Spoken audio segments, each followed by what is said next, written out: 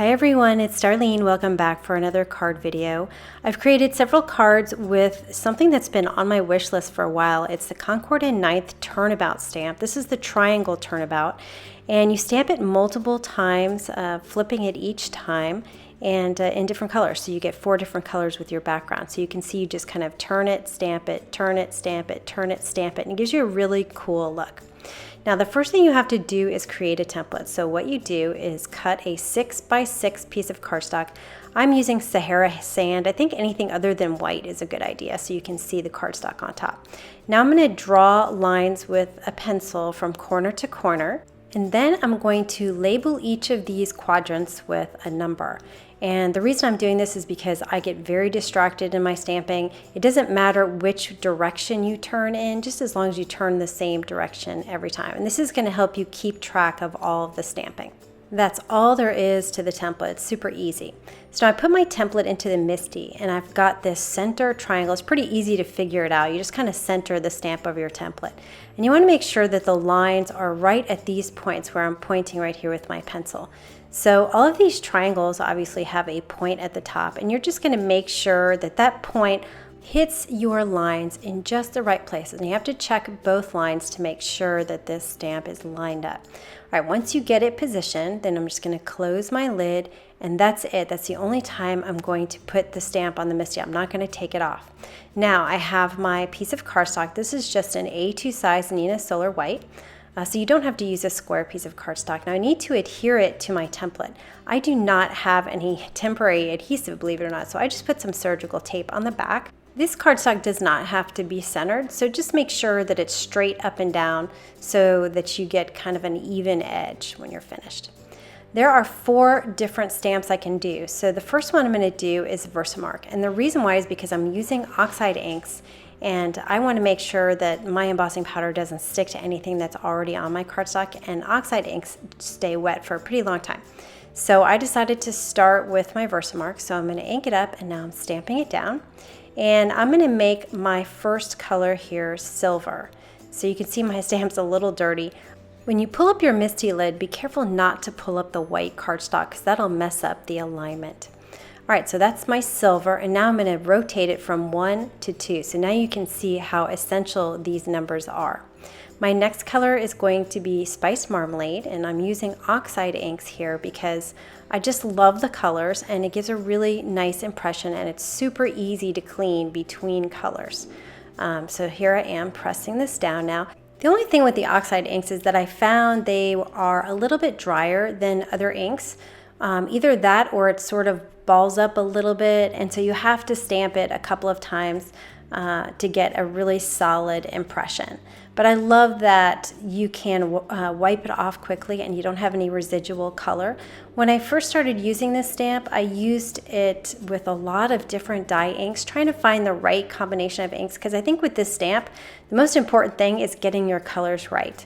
And with the dye inks, a lot of them will leave residual ink on your stamp, and so when I went to the next color, I had some of the other color that was on there previously, and it was getting really frustrating. So that's why I ended up moving to the oxide inks. All right, now I'm going to rotate this to number 3, and I have picked Raspberry, which is one of the new colors. I actually did order them recently. Not all of them, but a lot of the ones that are my favorite. All right, so I'm going to stamp this down. You can see it's not exactly the best impression, but that's okay. I'm just going to do it again, and that is the beauty of the MISTI because you can stamp it multiple times. For this color, I just stamped it twice. I'm going to make sure that my template is secure in that corner. And by the way, you can use this template multiple times. I created a new one for this video, but the last one I used on several cards, lots of different cards. For my last one, I'm using Black Soot, another one from the new collection. And this one I had to stamp 3 times because it is black, and so sometimes it's hard to get a really solid image with the black. So I did this one 3 times. Now I love adding black to a card, and I know you probably noticed that I do that a lot. I just really like the contrast, and I think that pink, orange, and black look really good together too. So here I am doing my second layer with the Black Soot. You can see the white in between on some of those triangles. And again, these inks are really easy to clean. I use my absorber. so you don't have to use anything special to clean it. I usually don't use pigment inks with my absorber because I find that it makes it stiff, but with the oxide inks it doesn't, so I have no problems using that absorber to clean my stamp. Okay, so now that I've stamped this for my third time here, third time's a charm, and here is my finished card. I love this design. It's just such a cool design. So what I'm going to do, this one's going to be a little bit different. I'm adhering this to the same size black cardstock A2, but I'm showing a little bit on the left and a little on the top. And that's because I'm going to cut it kind of into the corner. So here's my card base.